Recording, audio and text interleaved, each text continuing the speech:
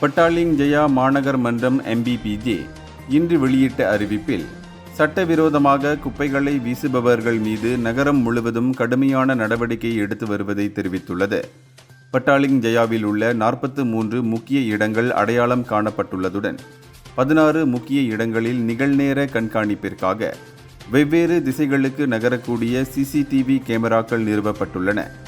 இதனிடையே பட்டாலிங் ஜெயா மேயர் முகமது ஜாரி சமிங்கோன் கடந்த நவம்பர் 3ஆம் தேதி அமலாக்க முயற்சிகளை நேரில் ஆய்வு செய்ததுடன் கேமராவில் பதிவாகும் குற்றவாளிகள் கடுமையான சட்ட விளைவுகளை சந்திப்பார்கள் என்று வலியுறுத்தினார்.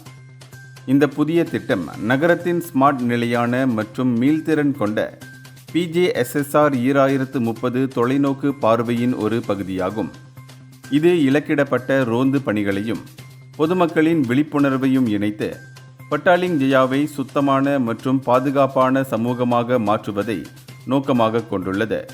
சட்டவிரோதமாக குப்பைகள் கொட்டப்படுவதை தவிர்த்து MPPJவின் ஹாட்லைனுக்கு புகார் அளிப்பதன் மூலம் நகர்ப்புற பொறுப்பை உறுதிப்படுத்த தங்கள் பங்கை ஆற்றுமாறு MPPJ குடியிருப்பாளர்களை வலியுறுத்தியுள்ளது. இந்தியர்களின் இதய குரல் மக்களோசை.